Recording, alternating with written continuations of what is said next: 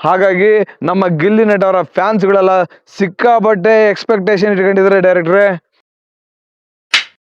ನಮಸ್ಕಾರ ಸ್ನೇಹಿತರೆ, welcome back to public talk Kannada cine Duniya YouTube channel.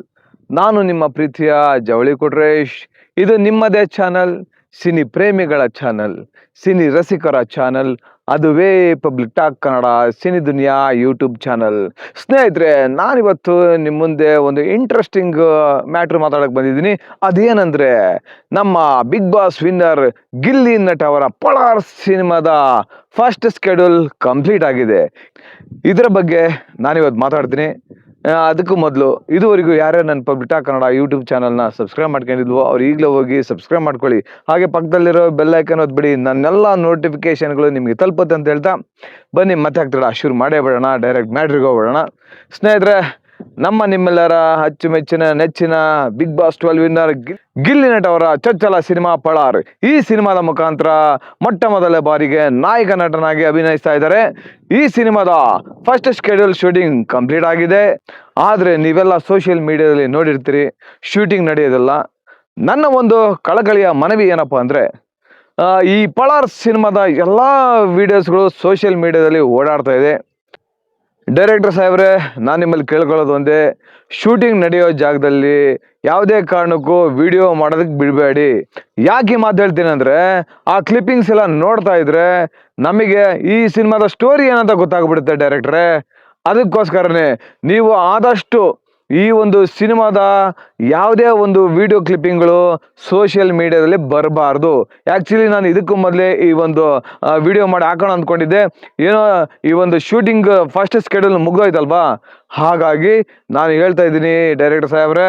ಹಾಗೆಯೇ ನಿರ್ಮಾಪಕರಿಗೂ ನಾನು ಕಳಕಳಿಯ ಮನವಿ ಮಾಡ್ಕೊಳ್ತೀನಿ, ಆದಷ್ಟು ಸೋಷಿಯಲ್ ಮೀಡಿಯಾದಲ್ಲಿ ಈ ಸಿನಿಮಾದ ಶೂಟಿಂಗ್ ಕ್ಲಿಪ್ಪಿಂಗ್ಗಳನ್ನ ಹಾಕಿಸ್ಬೇಡಿ, ಹಾಕ್ಸೋದಕ್ಕೆ ಅನುವು ಮಾಡಿಕೊಡ್ಬೇಡಿ. ಯಾಕಂದರೆ ಎಲ್ಲರಿಗೂ ಈ ಸಿನಿಮಾದ ಸ್ಟೋರಿ ಗೊತ್ತಾಗ್ಬಿಡ್ತಂದ್ರೆ ಸಿನಿಮಾ ನೋಡೋಕೆ ಯಾರು ಬರಲ್ಲ. ಬಿಡುಗರು ಇದು ಹಿಂಗಿರ್ಬೋದೇನೋ, ಬಿಡುಗರು ಇದೆಲ್ಲ ಹಳೆ ಸಿನಿಮಾದಲ್ಲಿ ನೋಡಿಬಿಟ್ಟಿದ್ದೀವಿ, ಈ ಥರ ಮೆಂಟಾಲಿಟಿ ಬಂದ್ಬಿಡುತ್ತೆ ಯಾರಿಗೆ, ಪ್ರೇಕ್ಷಕರಿಗೆ. ಅದಕ್ಕೋಸ್ಕರನೇ ನಾನು ನಿಮ್ಮಲ್ಲಿ ಕಳಕಳಿಯ ಮನವಿ ಮಾಡ್ಕೊತೀನಿ, ದಯವಿಟ್ಟು ಇನ್ನು ಮುಂದೆ, ಈಗ ಆಗಿದ್ದು ಮುಗೀತು, ಇಂಡಿಯನ್ ಸೆಕೆಂಡ್ ಸ್ಕೆಡ್ಯೂಲ್ ಸ್ಟಾರ್ಟ್ ಆಗುತ್ತಲ್ವಾ, ಆವಾಗ ಈ ಥರ ಯಾವುದೇ ಒಂದು ಪಳಾರ್ ಸಿನಿಮಾದ ಬಗ್ಗೆ ಸೋಷಿಯಲ್ ಮೀಡಿಯಾದಲ್ಲಿ ವಿಡಿಯೋಸ್ ಬರೋದು ಬೇಡ.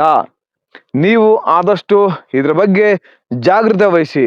ಇಲ್ಲ ಅಂದರೆ ಕತೆ ಎಲ್ಲ ಲೀಕ್ ಆದಂಗೆ ಆಗ್ಬಿಡುತ್ತೆ, ಮುಂದೆ ಯಾರು ಸಿನಿಮಾ ನೋಡಲ್ಲ. ನನಗೆ ಒಂದೆರಡು ಕ್ಲಿಪ್ಪಿಂಗ್ ಎಲ್ಲ ನೋಡಿಬಿಟ್ಟು ಇದು ಹಿಂಗಿರ್ಬೋದಾ, ಇದು ಈ ಥರ ಇರ್ಬೋದಾ ಅಂತ ನಾವೇ ಅಜ್ಯೂಮ್ ಮಾಡ್ಕೊತೀವಿ. ಹಾಗಾಗಿ ನಮ್ಮ ಗಿಲ್ಲಿ ನಟ ಅವರ ಫ್ಯಾನ್ಸ್ಗಳೆಲ್ಲ ಸಿಕ್ಕಾಪಟ್ಟೆ ಎಕ್ಸ್ಪೆಕ್ಟೇಷನ್ ಇಟ್ಕೊಂಡಿದ್ದಾರೆ ಡೈರೆಕ್ಟ್ರೆ. ಹಾಗಾಗಿ ನಾನು ಈ ಮುಖಾಂತರ ಕೇಳ್ಕೊಳ್ಳೋದೊಂದೇ, ದಯವಿಟ್ಟು ಮುಂದಿನ ಸ್ಕೆಡ್ಯೂಲಲ್ಲಿ ಈ ಒಂದು ವಿಡಿಯೋ ಕ್ಲಿಪ್ಪಿಂಗ್ಗಳು ಬರಬಾರ್ದು.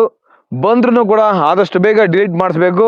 ಅಲ್ಲಿ ಯಾರಾದರೂ ಶೂಟ್ ಮಾಡ್ತಾ ಇದ್ರೆ, ಅಲ್ಲಿ ಯಾರಾದರೂ ವಿಡಿಯೋ ತೆಗಿತಾ ಇದ್ರೆ ಅವ್ರಿಗೆ ಹೇಳ್ಬಿಡಿ, ವಿಡಿಯೋ ತೆಗಿಯಂಗಿಲ್ಲ, ಇಲ್ಲಿ ವಿಡಿಯೋ ತೆಗಿಯೋದನ್ನ ಬ್ಯಾನ್ ಮಾಡಿದೀವಿ ಅಂತ ಹೇಳಿ ಡೈರೆಕ್ಟ್ರೆ. ಯಾಕಂದರೆ ತುಂಬ ಎಕ್ಸ್ಪೆಕ್ಟೇಷನ್ ಇದೆ. ಕ್ಲಿಪ್ಪಿಂಗ್ಸ್ಗಳೆಲ್ಲ ನೋಡ್ತಾ ಇದ್ರೆ ಏನೋ ಒಂಥರ ನಮಗೆ ಹೊಸ ಗಿಲ್ಲಿ ಅವತಾರ ನೋಡ್ಬೋದು ಅಂತ ನಾವೆಲ್ಲ ಕಾಯ್ತಾ ಇದ್ದೀವಿ. ಹಾಗಾಗಿ ಫೋಟೋ ಬಿಡಿ, ಫೋಟೋಸ್ ಹಾಕಿ, ತೊಂದರೆ ಇಲ್ಲ, ಆದರೆ ವಿಡಿಯೋ ಕ್ಲಿಪ್ಪಿಂಗ್ಗಳು ಹಾಕಬೇಡಿ. ನಾನು ಮೊನ್ನೆ ಪಾಂಡವಪುರದ ಹತ್ರ ಎಲ್ಲೋ ಒಂದು ಶೂಟಿಂಗ್ ಮಾಡೋದು ವಿಡಿಯೋ ಕ್ಲಿಪ್ಪಿಂಗ್ ನೋಡಿದೆ. ಏನು ಗುರು, ಎಲ್ಲ ಸಿನಿಮಾ ಶೂಟಿಂಗ್ದು ವಿಡಿಯೋ ಎಲ್ಲ ಹಾಕ್ತಾ ಇದ್ದಾರೆ, ಹಿಂಗಾದ್ರೆ ಹೆಂಗೆ, ಎಲ್ಲರಿಗೂ ಸಿನಿಮಾದ ಸ್ಟೋರಿ ಲೀಕ್ ಔಟ್ ಆಗ್ಬಿಡುತ್ತಲ್ಲ ಅಂತ ಅಂದ್ಕೊಂಡೆ. ನೋಡಿ, ಸಾಂಗ್ ಶೂಟಿಂಗ್ ಮಾಡ್ಬೇಕಾದ್ರೆ ಹಾಕಿ, ತೊಂದರೆ ಇಲ್ಲ ಸಾಂಗ್ಸ್ದು, ಆದರೆ ಬೇರೆ ಸೀನ್ಗಳು ಶೂಟ್ ನಡೀತಿರ್ಬೇಕಾದ್ರೆ ದಯವಿಟ್ಟು ಹಾಕಬೇಡಿ. ನಾನು ಅಯೋಗ್ಯ 2 ಸಿನಿಮಾದ ಒಂದಿಷ್ಟು ಕ್ಲಿಪ್ಪಿಂಗ್ಸ್ ನೋಡಿದೆ, ಅವರು ಸಾಂಗ್ ಶೂಟಿಂಗ್ ಮಾಡೋದು ಹಾಕಿದಾರೆ ಅಷ್ಟೇ ಹೊರತು ಬೇರೆ ಯಾವ ಸೀನ್ ತೆಗೆಯೋದು ಕೂಡ ಅವರು ಎಲ್ಲಿ ಕೂಡ ಆ ಒಂದು ಕತೆ ಬಗ್ಗೆ ಲೀಕ್ ಮಾಡಿಲ್ಲ. ಹಾಗಾಗಿ ದಯವಿಟ್ಟು ಮತ್ತೊಮ್ಮೆ ಕಳಕಳಿಂದ ಕೇಳ್ಕೊತೀನಿ, ಮುಂದಿನ ದಿನಗಳಲ್ಲಿ ಇದಾಗೋದು ಬೇಡ. ಇನ್ನೆಲ್ಲರಿಗೂ ಖುಷಿಯ ವಿಚಾರ ಏನಂದರೆ, ಆಲ್ರೆಡಿ ಫಸ್ಟ್ ಶೆಡ್ಯೂಲ್ ಮುಗ್ದೋಗಿದೆ. ಇಷ್ಟು ಅತಿ ಶೀಘ್ರದಲ್ಲಿ ಮುಗ್ದೋಗಿರೋದ್ರಿಂದ ಇನ್ನೂ ಖುಷಿ ಇದೆ. ಆದಷ್ಟು ಬೇಗ ಈ ಸಿನಿಮಾ ತೆರೆಗೆ ಬರುತ್ತೆ ಅಂತ ಎಲ್ಲರೂ ಕಾಯ್ತಾ ಇದ್ದೀವಿ. ಇನ್ನು ಸೆಕೆಂಡ್ ಶೆಡ್ಯೂಲ್ ಮುಗಿಲಿ, ಆದಷ್ಟು ಬೇಗ ಈ ಸಿನಿಮಾದ ಚಿತ್ರೀಕರಣ ಮುಗಿದು ಥಿಯೇಟ್ರಿಗೆ ಬರಲಿ ಅಂತ ನಾವೆಲ್ಲ ನಿಮ್ಮನ್ನು ಕಳಕಳಿಂದ ಕೇಳ್ಕೊತಿದ್ದೀವಿ. ಕನ್ನಡ ಚಿತ್ರರಂಗವನ್ನು ಬೆಳೆಸಿ, ಕನ್ನಡ ಚಿತ್ರರಂಗವನ್ನು ಉಳಿಸಿ. ಜೈ ಪಳಾರ್ ಗಿಲ್ಲಿ, ಜೈ ಕರ್ನಾಟಕ. ಧನ್ಯವಾದಗಳು.